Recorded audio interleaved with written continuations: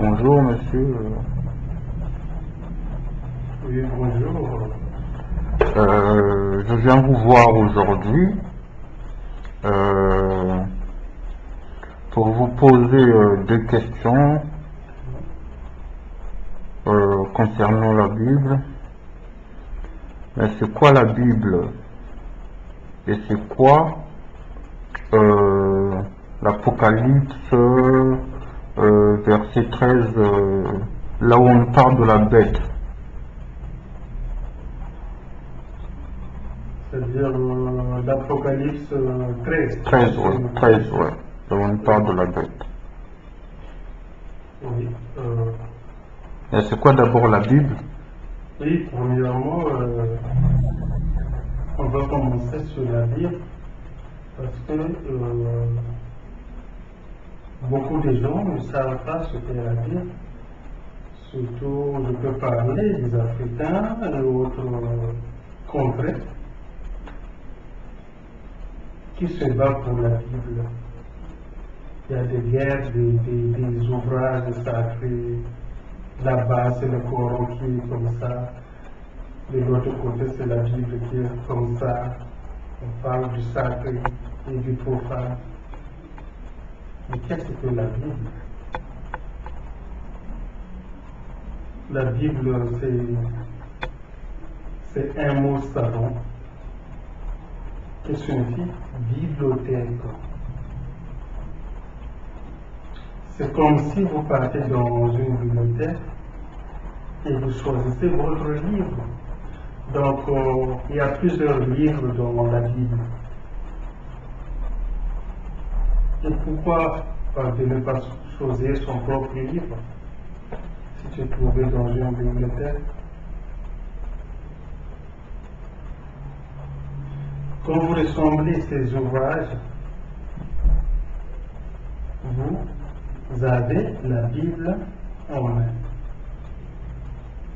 Mais en les détachant et le mettre dans les étagères, ça vous donne une bibliothèque. Donc aujourd'hui, j'entends parler ou je vois des pasteurs qui imposent aux gens de ne lire que les 4 évangélistes. Et il y a des pasteurs qui craignent de lire les 5 livres de Moïse sur l'Exode, Genèse et tout ça. Et il y en a qui enseignent juste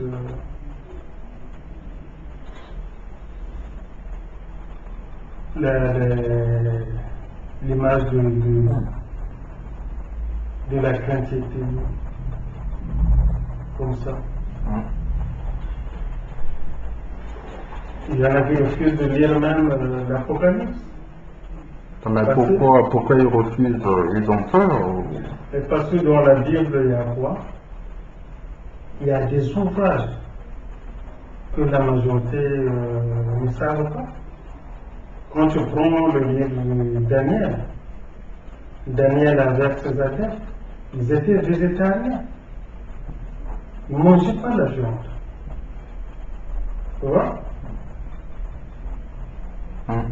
Et est-ce que ça va donner une religion pour le chrétien qui croit que ce n'est pas tout ce qui entre dans la bouche qui rend l'homme impur, mais tout ce qui sort de la bouche? Voilà. Un chrétien de la religion catholique, protestante ou salafiste ne peut pas prendre ces versets-là, il ne peut pas. Il va mettre le livre de Daniel à côté. Ça, c'est pas son Dieu.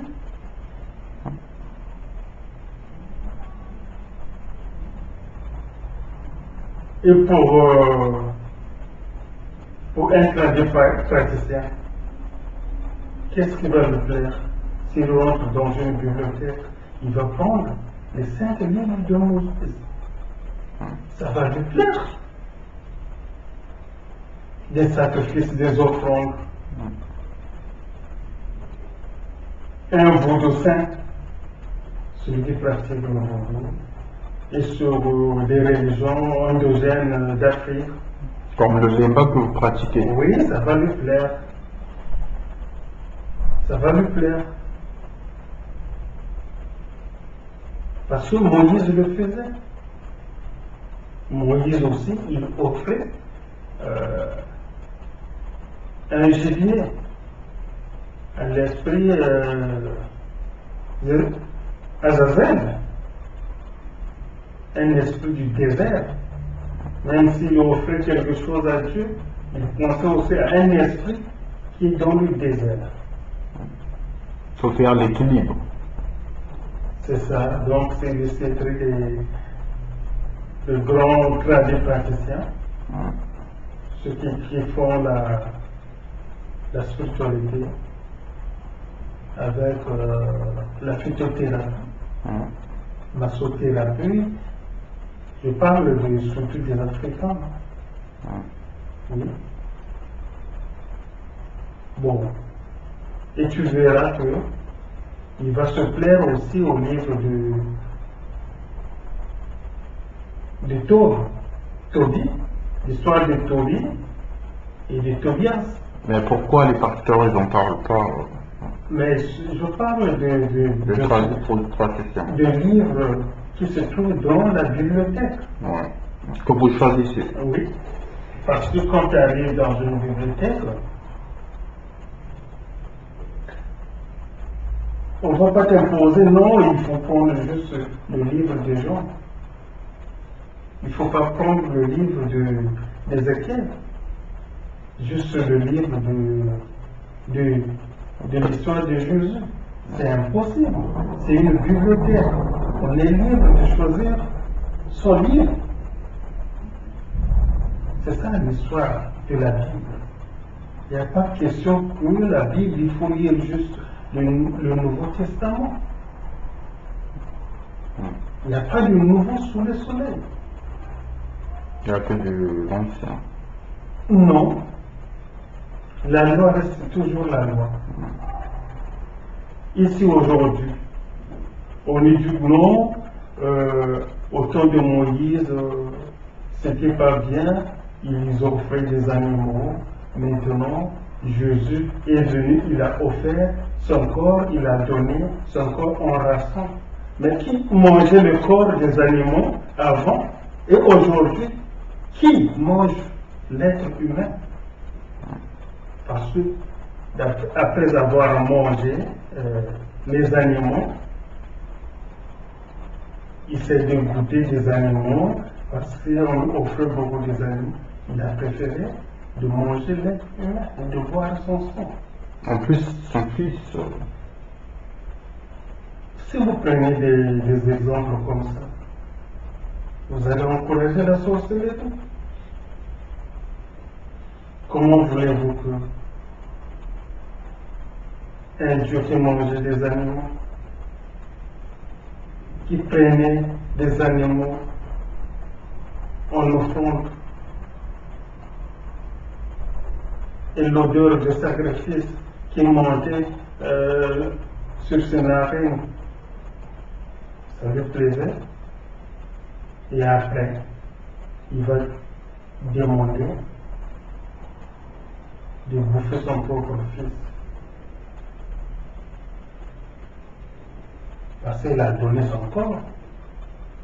Donc abandonner les animaux, prenez mon corps. Mais qui mangeait tout ça? Ça, c'est des choses métaphoriques. C'est du métaphore.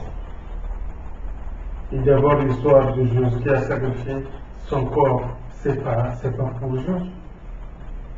C'est une fausse croyance pour Jésus. Parce que ça a commencé depuis la nuit des temps. Il y a eu Dionysos qui était à la place de Jésus. Oui, avant Jésus, il y a eu Dionysos, le dieu du vin. Il y a eu aussi Osiris qui a été crucifié sur la croix de l'Égypte. L'histoire de crucifixion du Christ, ce n'était pas juste pour Jésus. C'était une image qu'ils ont donnée dans l'acte historique de la Bible. Donc on ne sait pas si Jésus il était sacrifié, il était crucifié, on ne sait pas. Parce qu'il y a eu Dionysos aussi qui a été crucifié, qui était né le 25 décembre, Jésus pareil. Il y a Mitra aussi le 25 décembre. Il y a Horus aussi qui était né le 25 décembre.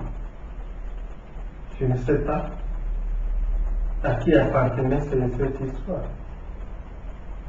Donc revenons à nos moutons. Pour la Bible, le choix est personnel. Si c'est la Bible, c'est la Bible. On ne peut pas faire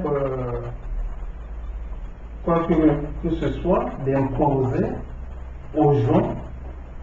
On va rester sur le Nouveau Testament. Non, mais parce que l'Ancien Testament, ça parlait des choses de sacrifice comme faisaient les Noirs de l'époque. Donc, ça traumatise un petit peu les gens. Bon, ça fait pas mal, puisque Moïse et la Jésus, on parle de Moïse et la Jésus, un ange qui est descendu, qui a conduit aussi le peuple d'Israël. Et ce ange-là, il était sous l'ordre d'un Dieu unique qu'il envoie. Je ne sais pas les aliments qu'il offrait à ce Dieu qui le bouffait. Je pense que c'est ce Dieu-là qui demandait à Moïse les animaux. Donc si aujourd'hui vous arrivez à abandonner cet enseignement parce qu'il y a eu le Nouveau Testament, donc je vois que les gens ont tort parce que tout ça se trouve dans la Bible. C'est ça le rôle de la Bible. Le bibliothèque dans la Bible. Des livres dans la Bible. C'est ça. Bon, ce que je peux vous parler en même temps, c'est quoi? C'est l'Apocalypse. Ouais, l'Apocalypse. Bon, l'Apocalypse 13, c'est l'Apocalypse 13, ouais. Ça nous parle de la bête.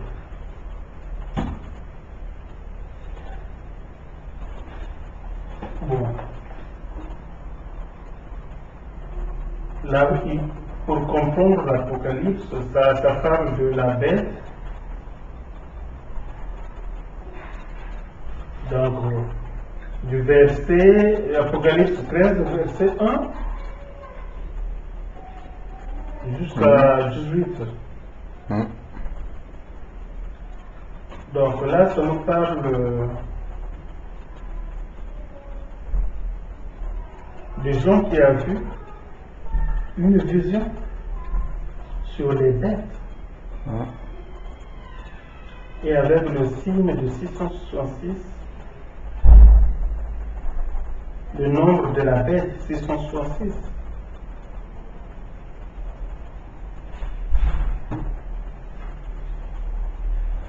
Donc, si on peut lire là, je ne sais pas si on a le temps. Oui, bon, pas tout lire, mais donner quelques paragraphes. Bon, l'histoire nous parle qu'il a vu, je vis monter de la mer une bête qui avait 7 têtes et 10 cornes. Et sur ces cornes, 10 diadèmes, et sur ces têtes, des noms blasphématoires. La bête que je vis ressemblait à un léopard. Ses pattes étaient comme celles d'un ours, et sa gueule comme une gueule de lion. Le dragon lui donna sa puissance, son trône et une grande autorité. L'une de ses têtes était comme blessée à mort, mais sa blessure mortelle fut guérie. Remplie d'admiration, la terre entière suivit alors la bête. On adora le dragon parce qu'il avait donné l'autorité à la bête. On adora aussi la bête en disant qui est semblable à la bête et qui peut combattre contre elle.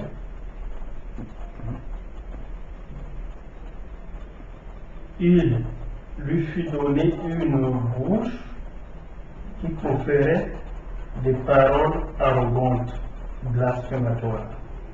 Est-ce que, monsieur, excusez-moi, on nous parle de la conjoncture dedans ou des choses qu'ils ont parlé dedans qui se réalisent aujourd'hui? Oui, si vous pouvez attendre de finir tout ça, après vous pouvez me poser la question si on a le temps. Oui. Si on a le temps, on peut continuer. Tout à fait. Donc, on est dans... Il lui fut donné une bouche qui proférait des paroles arrogantes et des blasphèmes. Et elle reçut le pouvoir de faire la guerre pendant 42 mois. Elle ouvrit la bouche pour proférer des blasphèmes contre Dieu, pour insulter son nom et son tabernacle. Ce qui habite dans le ciel. Il lui fut permis de faire la guerre aux saints et de les vaincre. Il reçut l'autorité sur toute tribu, tout peuple, toute langue et toute nation. Et tous les habitants de la terre l'adoreront. Tous ceux dont le nom n'a pas été inscrit dans le livre de la vie de l'agneau offert en sacrifice. Et c'est dès la création du monde. Si quelqu'un a des oreilles, qu'il écoute. Si quelqu'un a fait des prisonniers, il sera emmené prisonnier. Si quelqu'un tue par l'épée, il doit être tué par l'épée. C'est ici que sont nécessaires la persévérance et la foi des saints. Ensuite, là il faut écouter. Je vis monter de la terre une autre bête. Tu vois? Il y a deux bêtes. Une autre bête. Elle avait 2 cornes semblables à celles d'un agneau, mais elle parlait comme un dragon. Elle exerçait toute l'autorité de la première bête en sa présence, et elle obligeait la terre et ses habitants à adorer la première bête, celle dont la blessure mortelle avait été guérie. Et elle accomplissait de grands signes miraculeux jusqu'à faire descendre le feu du ciel à la vue des hommes. Et elle égarait les habitants de la terre par les signes qu'il était donné d'accomplir en présence de la bête. Elle leur disait de faire une image de la bête qui avait été blessée par l'épée et qui avait survécu. Et elle reçut le pouvoir d'animer l'image de la bête, afin cette image puisse parler et faire tuer tout ce qui ne l'adorait pas. Elle fit en sorte qu'on impose à tous les hommes, petits et grands, riches et pauvres, libres et esclaves, une marque sur leur main droite ou sur leur front. Ainsi personne ne pouvait acheter ni vendre sans avoir la marque, c'est-à-dire le nom de la bête ou le nombre de son nom.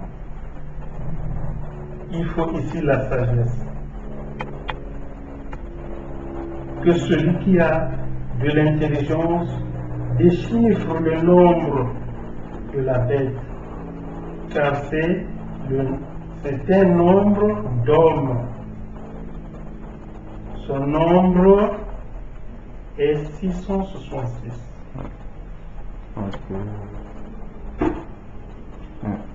Donc là, l'Apocalypse nous parle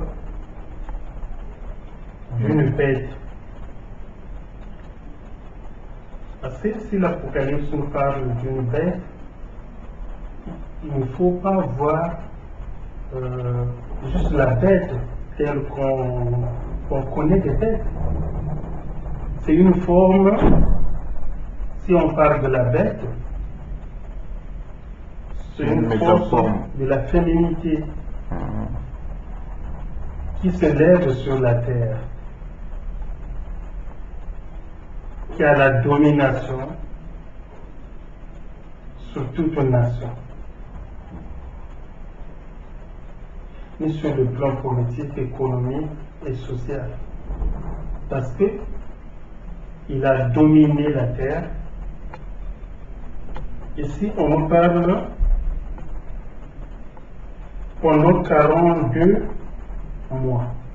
Or, le 42, ça symbolise n'est autre que le chiffre 6, qui est le chiffre de la création. Donc ça parle de toute la création. Sous sa domination, il touche les riches, les pauvres, les petits grands, esclaves et tout consort, pour adorer son image. Et il a aussi le pouvoir de tuer tous ceux qui l'adorent pas. Qu'est-ce que l'image de la bête? Sur le plan spirituel, il faut prendre des grandes églises, des grandes religions plutôt. Ça c'est pour passer toute la terre, ça parle de toute la terre. Là, il faut prendre les grandes religions du monde. Pourquoi? Parce qu'il te prend une image. Par exemple, une croix, il fait une marque. La marque, c'est la marque de la bête. C'est l'image, quoi. Oui, c'est une image. Il va t'imposer de regarder, de faire une image dans ta tête. Ils vont te faire croire que dans ce temps, c'est là où habite Dieu. Alors, comme disait Maître Jésus, ou le prophète Jésus, ce ne sont que les synagogues de Satan. C'est une image. Il te fait croire que voilà, Dieu est ici. Ils ont créé des images, des forteresses. Pour tromper l'humanité. Oui, pour dominer. C'est ce qu'ils ont fait en Afrique. Ceux qui n'adoraient pas, Ils étaient combattus. ils étaient combattus, ils étaient tués, massacrés, même ici. Brûlés. Ils étaient accusés en tant que sorciers, les sorcières, tout ça. Partout dans le monde. Combien de saints ils n'ont pas tués? Jésus l'a dit.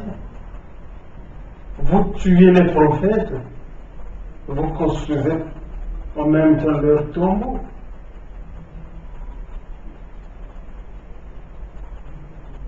On nous montre l'image dans les... Tu vois? Et là, la religion, ils ont fait leur temps. Qui était la première religion au monde parmi les grandes religions? Le catholique. On peut prendre Cat- la majorité. Non, les religions, sur les religions, par exemple, l'isme là, les religions qui prennent l'isme. On ne parle pas des religions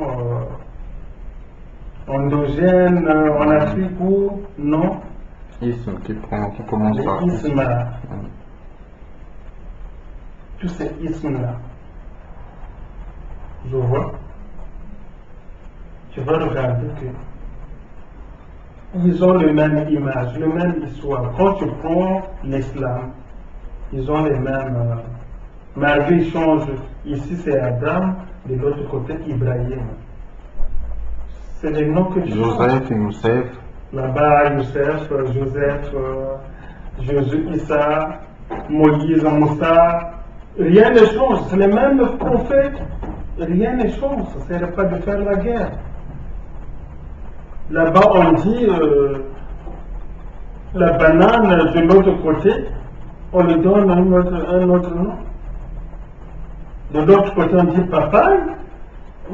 De l'autre côté, il y a un nom. Mais rien ne change. Il est toujours papaye. Les protestants, ils étaient où? Dans la même religion. Même ici, ils sont protestés, ils sont restés dans la même histoire.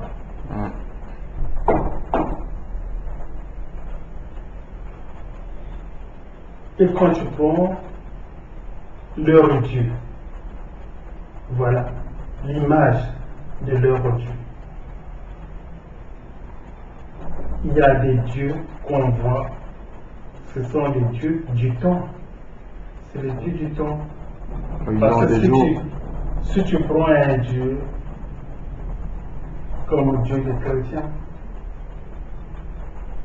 le christianisme... Donc vous voulez dire le christianisme, ils ont un dieu du temps. Puisque leur dieu a un jour. Leur dieu descend le dimanche. Si tu prends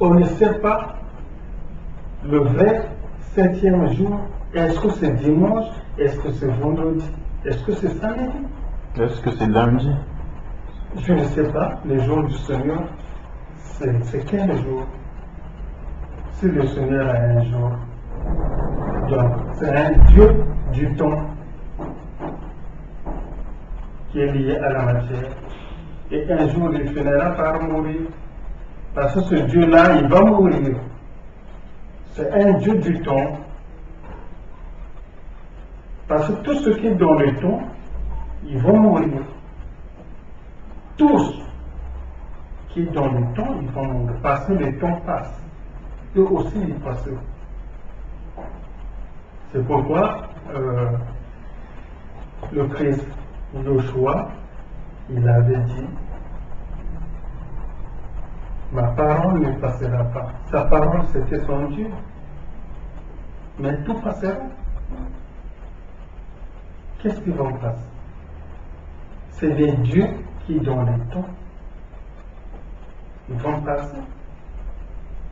Tout ce qui est dans le temps passera. Voilà l'image où la bête nous a montré, voilà, venez ici, c'est ça. Comment avoir un jour? À moins qu'ils nous disent la vérité. Non, ce n'est pas les jours du Seigneur, on s'est trompé. Ce n'est pas le jour où Dieu s'est reposé, on s'est trompé. Ce n'est pas le jour où Dieu descend du ciel pour venir nous visiter, on s'est trompé. Ce sont les jours de recueillement, juste pour se réunir, c'est tout. Il faut qu'ils nous disent la vérité. Il faut qu'ils modifient que vendredi c'est un jour du Seigneur. C'est ça les grandes religions là. Et pourquoi ils se battent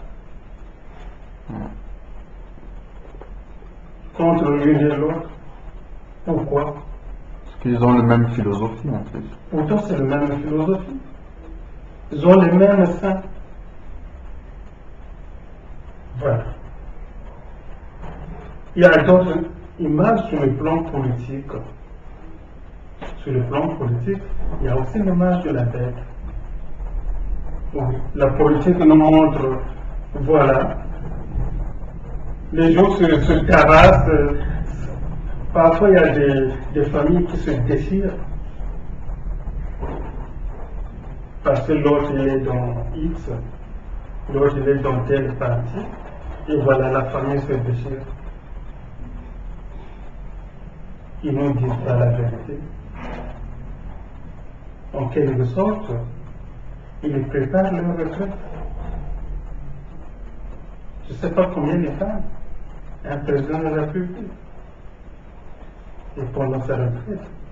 Même si vous ne votez pas prochainement, ils s'en foutent, son salaire va passer. C'est ça le problème. Il faut qu'un président de la République gagne moins que